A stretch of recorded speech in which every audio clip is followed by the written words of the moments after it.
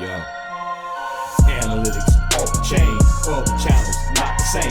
Jake and Kyle, you know the name. Headliner Nation, we running the game.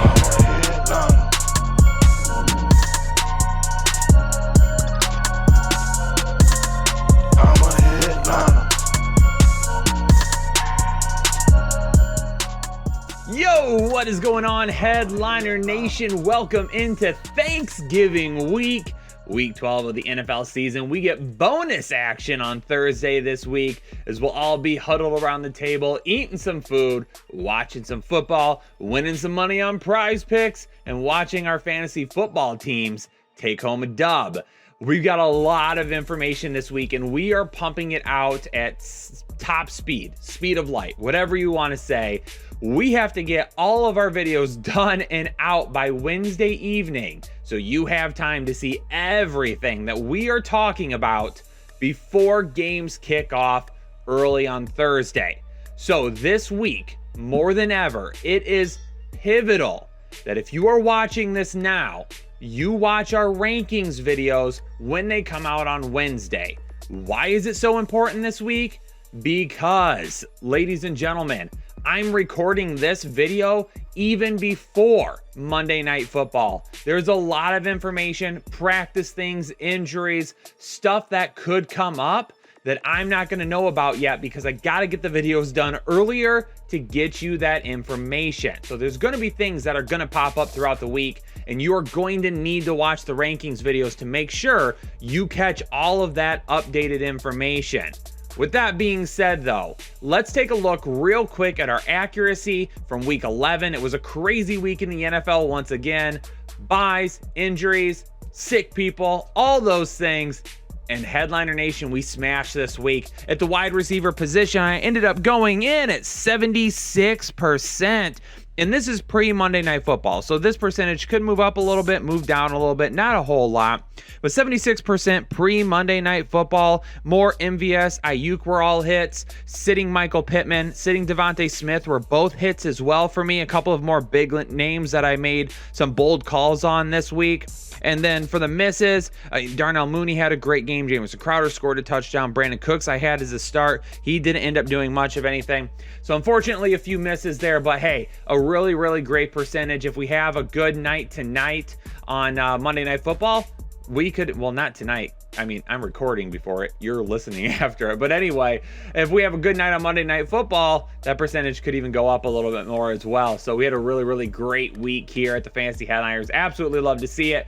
Ladies and gentlemen, the 2022 Fantasy Football Draft Guide by the Fantasy Headliners will be available for pre-order for a Black Friday / Thanksgiving Day sale. You're going to be able to get a sweet, sweet percentage off, almost 50% off the draft guide this year. You're going to want to make sure that you pre-order now. All the details are there on the screen. The link is below in the comments. It's only going to cost you about $12 if you pre-order right now. So you are going to want to make sure that you do that because it's going to be amazing as always. With that being said, it's time to hop into it. We got to talk about our matchups at the wide receiver position for week 12 of the NFL season. Bonus football on Thursday. We'll kick off with the first game, as always, in Detroit. Chicago will be matching up against the Lions this season for the Chicago Bears. Allen Robinson, gonna list him as injured, out, doubtful still right now. I don't know if he's gonna end up playing this week or not. As of this recording, they said that they did not practice today, but because of that, we don't know if Allen Robinson would have been out there or not. Based on some of the things said about him, it sounded like if they did, he probably wouldn't have practiced today. He would have ended up sitting out. So for that right there, I'm going to list him as being out. If he is out, Darnell Mooney and Marquise Goodwin are both going to be starts for me. Mooney had 16 targets last week with no A-Rob against Detroit. That should be more than enough to put him in the start column. And for the Detroit Lions, nothing to see here, but we don't know who's starting yet either. It could be Goff, it could be Boyle again. It doesn't really matter. Neither of them are any good, and these wide receivers are not consistent. Las Vegas at Dallas. And for the Las Vegas Raiders, Hunter Renfrow will end up being a start for me. It's really hard to trust anybody in this offense right now out of Hunter Renfrow and Darren Waller. But even with that being said, Hunter Renfrow is not coming off that great of a week, and Darren Waller has been a little bit inconsistent, but finally bounced back last week. Now, Dallas presents the opportunity for a shootout, but I think there are going to be options out there with a lot higher upside than anybody else here in Vegas. So Hunter Renfrow, the number one guy on that team right now at the wide receiver position anyway, we'll go ahead and sit with him again this week. Definitely an opportunity to find the end zone against Dallas. Now for the Dallas Cowboys, CeeDee Lamb and Amari Cooper have both been ruled out already. When I recorded my waiver wire video and talked about Michael Gallup, the news that Amari Cooper was unvaccinated had not come out at that point. So I did not know that, so I didn't know he was going to be out this week anyway. Heard that obviously after that video had been recorded. Now we know that Amari Cooper will be out. CeeDee Lamb will likely be out as well, as he is in the concussion protocol and will likely not clear by Thursday. So Michael Gallup will be a start for me this week. He's got a chance to shine. Had 10 targets last week. And I think a majority of the leftover targets, instead of starting Cedric Wilson thinking they're going to go that way, I'm going to sit him because I think a majority of those leftover targets are going to go to Dalton Schultz and then split some more up between Zeke and Pollard, depending on if Zeke is good to go. He should be, but Zeke and Pollard splitting them up there as well. Jake will talk about those in the running back videos, but for me, Gallup as wide receiver is the only one I'm taking a look at here in this matchup. Buffalo at New Orleans, and Buffalo's been playing some pretty, you know what word I want to use here. I'm not going to in case there's little ones around. We'll say crappy instead. Uninspired, not great. There's a lot of different words for it. Whatever it may be, they're not playing well right now. Stefon Diggs will continue to be a start for me, though, and I am going to go with Gabriel Davis here as well, which might be a little bit of a shock to you guys, considering I have Cole Beasley and Emmanuel Sanders as sits this week. With Stefon Diggs, a lot of people have been saying, why do you keep ranking Diggs so high? Since week 6, he's the wide receiver 4. Now, the volume hasn't been quite where it was at last season, but he's scoring consistently right now, and one of the reasons that he's having such an easy time scoring is because of all the options around him. Cole Beasley, Emmanuel Sanders, Dawson Knox, all of these guys have to be guarded, which is leaving Stefon Diggs in the red zone with a ton of one-on-one matches that he's winning easily. So because of that, yes, he's going to continue to be ranked higher because he's still being put in position to score. Now for Gabriel Davis, I am going to put him as a start this week because the Saints are very prone to giving up big plays.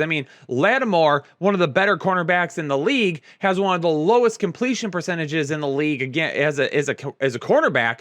But the problem is he's given up over 20 yards per reception.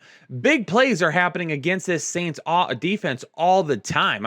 In terms of giving up points to wide receivers, they're in the top 10 of most points allowed. It's because of how many big plays they give up, and that's what Gabriel Davis is in this offense, that big play guy. Emmanuel Sanders has, since the start of the season, he really hasn't done a whole lot. Cole Beasley, I've talked about him quite a bit. If Dawson Knox is healthy, Cole Beasley is not getting the targets that he used to. They're going to Dawson Knox right now. So Cole Beasley is basically unusable to me at this point. So that's for Buffalo. But now New Orleans, where the game will be held, I can't go with anybody here. Now, I did think about Traquan Smith a little bit. Callaway and Harris for me are sits because they are so inconsistent, and really their value in any given week is really based on scoring a touchdown.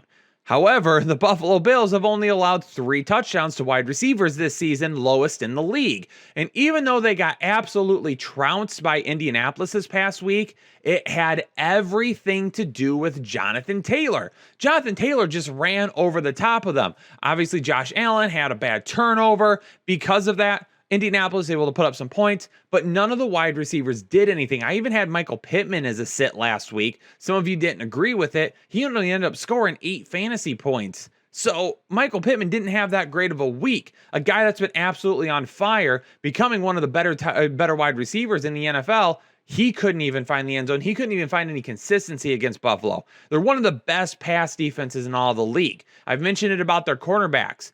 All their cornerbacks allow under 10 yards per reception. So for Callaway and Harris, because they're so touchdown dependent going up against this tough of a defense, I can't rely on either of them this week. Tre'Quan Smith on a volume side was the only guy that I was looking at, but Smith is going to be going up against their nickel corner, or the guy that faces the wide receiver in the slot, Taron Johnson. Taron Johnson has the 4th highest snaps per reception of all nickel cornerbacks in the league. Meaning this guy, for every 4 snaps that he plays, is only allowing about 1 reception. That's pretty darn good when it comes to guys that are working out of the slot. I'm sitting everybody in this wide receiver core this week. Pittsburgh at Cincinnati is probably going to be a whole lot of fun to watch, an interdivisional rivalry. One of the first games on the Sunday slate after you've had a chance to work off all that turkey or ham that you ate. Me personally, I'll be filling up on the stuffing. You know me. Now, for the Pittsburgh Steelers, Deontay Johnson is going to be my only start. Chase Claypool looked healthy last week, which is absolutely great. Love to see it. But I think he's going to be matched up against Awuzie this season, who is allowing only 9.8 yards per reception. He's really limiting big plays against him, and he's played very, very well this season. And because of that, Chase Claypool just not seeing that upside. I think we see a lot of Deontay Johnson. I think we see Patty F getting involved. Obviously, a lot of running the ball with Najee Harris. I think Pittsburgh is going to want to keep the ball away from Joe Burrow and company, right? Run the ball with Najee Harris, try to keep the ball away from Joe Burrow, and limit any damage that they could do on the offensive side of the ball. And for Cincinnati, Jamar Chase, T. Higgins are both going to be starts for me. I mean, Pittsburgh is coming off a tough matchup where Williams and Allen from Los Angeles both ate against that defense, right? They had huge games against the Steelers defense, and because of that, Chase and Higgins, they should see more than enough to see the same type of performance, maybe one big touchdown going to like Jamar Chase, T. Higgins being a guy that gets a lot of like Keenan Allen type of targets like we saw last week. Tyler Boyd was off to a really, really good start last week, but didn't end up staying on the field, had some hydration issues, had to get an IV. He's going to go back to being a sit here still for me though, just because he hasn't been getting enough prior to that. Tampa Bay is going to be welcoming a team in Indianapolis into town that is playing with a lot of confidence right now. But I think Indianapolis this week, they're going to have their work cut out for them. We'll see which Tampa Bay team shows up. The one that's been dominant, absolutely blowing out people, or the one that plays down to the level of who they're going up against. Tampa Bay this week for Chris Godwin and Mike Evans. Both of them should end up being good this week. Indianapolis does allow the 4th most fantasy points per game to opposing wide receivers.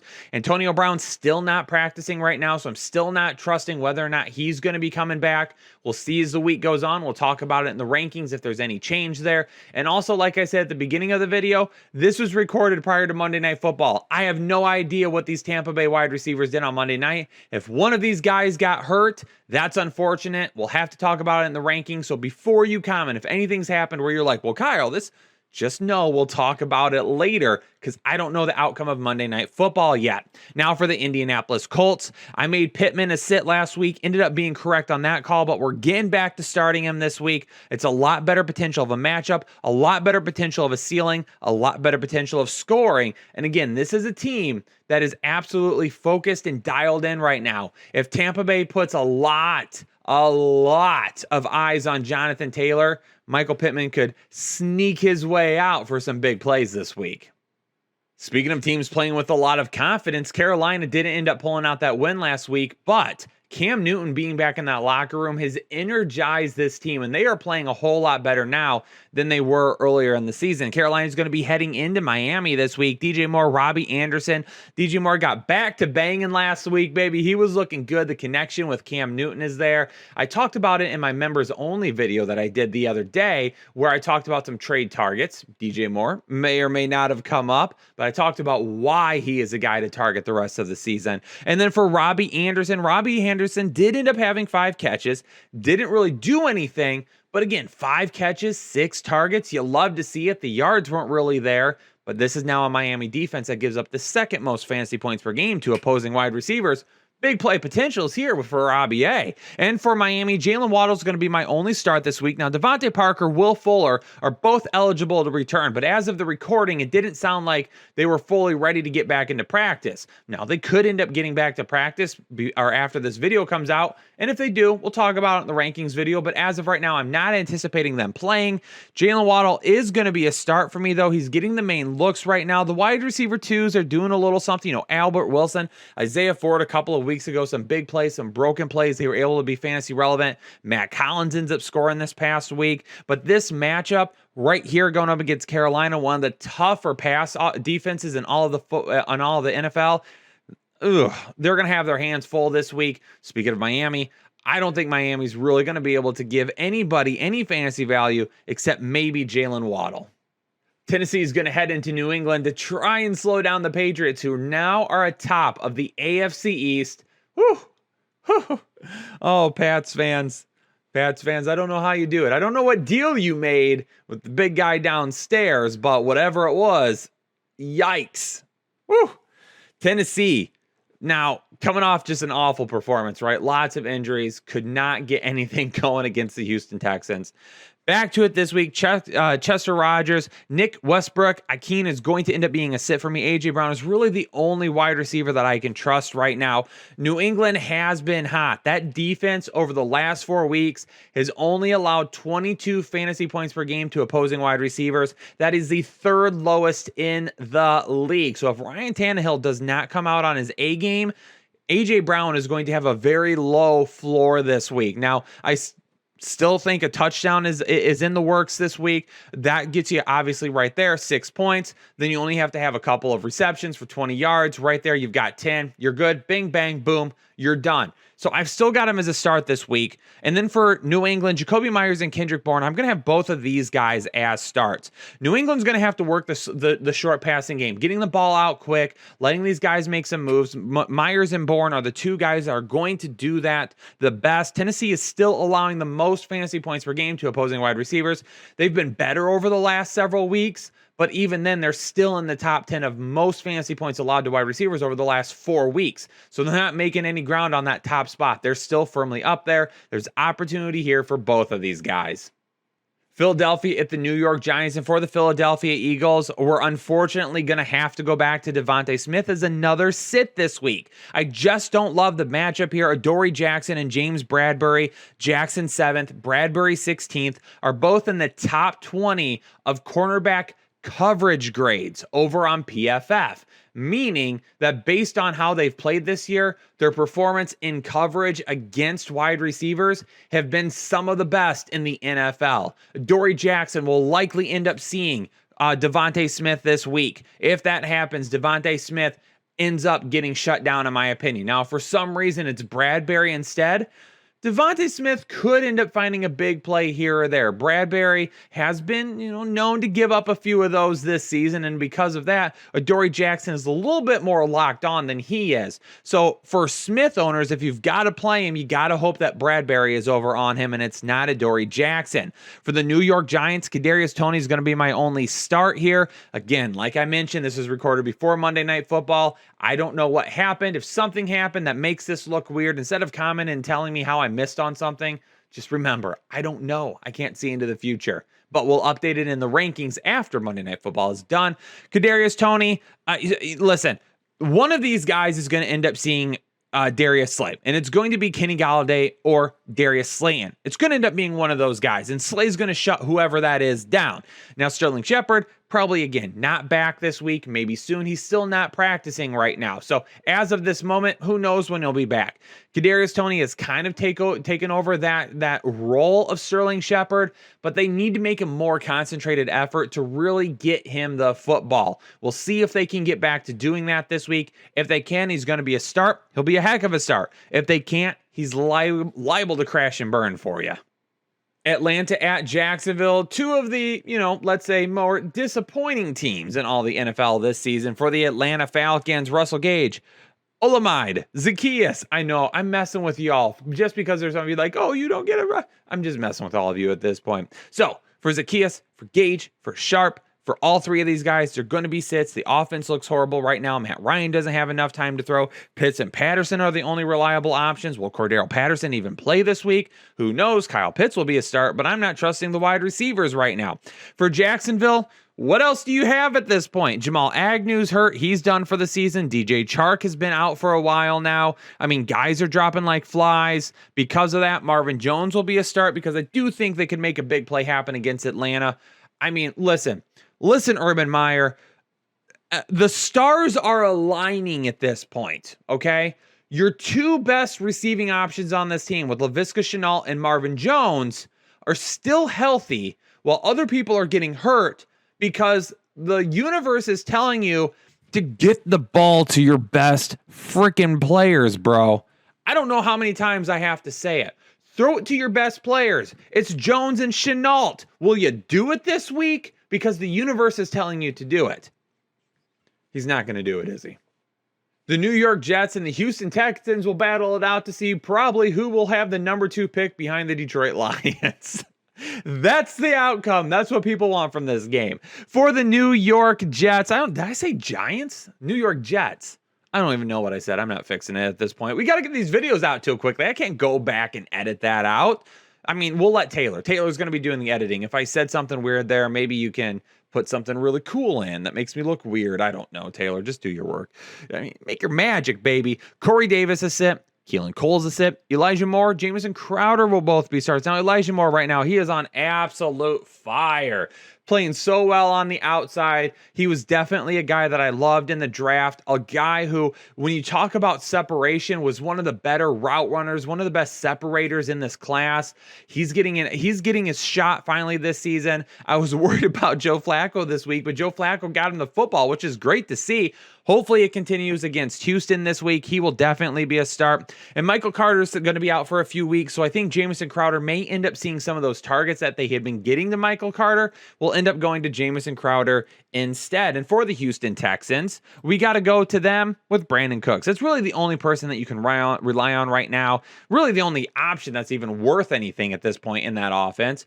But, you know, he hasn't really done anything, right? He's been very disappointing since the beginning of the season. We'll see if him and Ty God can get on the same channel. That's really what they need to do. If they get on the same page, if they're flowing together, Brandon Cooks is going to see an uptick in volume. He's going to see an uptick in plays, and he's going to become more fantasy relevant soon. Hopefully that happens sooner rather than later, though, because y'all are going to need him for your playoff push. The Los Angeles Chargers and the Denver Broncos. This one was one of my more tough matchups to research in such a limited amount of time that I had this week. Keenan Allen and Mike Williams are going to be starts for me this week. Keenan Allen saw the big volume again, 13 targets, back to the Keenan Allen of old, the role that he's always played in this offense. Mike Williams kind of back to his role as well. I mean, he's seeing some targets, but he's looking for that big play. That's what's going to make his fantasy value, and he ended up hitting it with a 53-yard touchdown grab, his biggest play of the day, and over half of his receiving yards in the day. Without that play right there, he doesn't even make it as a start. So I can acknowledge that really Mike Williams was one play away from being dead in the water once again. But that's what we've seen out of this offense before. That's back to what they're doing. It's unfortunate because what they were doing at the start of the season seemed to be working so much more better, but they've kind of reverted back to these old roles. But I'm not sitting Mike Williams, especially in a matchup now where they're going to be going up against the Denver Broncos, a team that just doesn't have the same defense that it did at the beginning of the year. They've had injuries, they've traded guys. This is not the same team we thought that they were going to be at the beginning of the year. So Courtland Sutton and Jerry Jeudy, they're going to end up being starts for me. Now, here's the thing. The Los Angeles Chargers allow the second fewest fantasy points per game to wide receivers. Right now, I'm kind of splitting my bet, right? If you get, you're playing a little blackjack, you get a couple tens, you're feeling frisky, you're going to double down on it, right? You're going to split those. Split them out, win yourself some extra money, get yourself a couple 20s, bing, bang, boom, you're in the money, baby, right? Kind of the same thing here. I'm going to be splitting it. One of these guys is going to hit. I don't know which one at this point, though. It is a very tough matchup. Courtland Sutton obviously has been pretty disappointing. Jerry Jeudy hasn't done a whole lot, but they're coming out of the bye. And hopefully at this point, Jerry Jeudy's back to being 100%. And they've got a game plan that's really going to focus on attacking the Los Angeles Chargers. So I'm going to bank on one of these guys. Their ceilings are both going to be pretty low for me.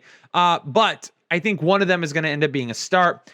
And as far as tight ends go, we'll talk about that more in that video, but that's kind of one of the reasons that I'm only picking one of these guys to really probably give you something in that game. It's a coin flip right now, though, and it's been really, really tough to figure out who. The LA Rams at the Green Bay Packers is going to be my Manscaped must-watch matchup of the week. Our friends over at Manscaped are sponsoring us once again this season, so make sure you head over to their website, manscaped.com, and when you get done and ready to place your order, in that little code section you see there, use code word HEADLINERS, because you're going to get 20% off your entire product and free shipping. If you've got a special man in your life, head over there and get him the perfect package. Get him some of the new body wash and hair wash that they have out, shampoo and conditioner.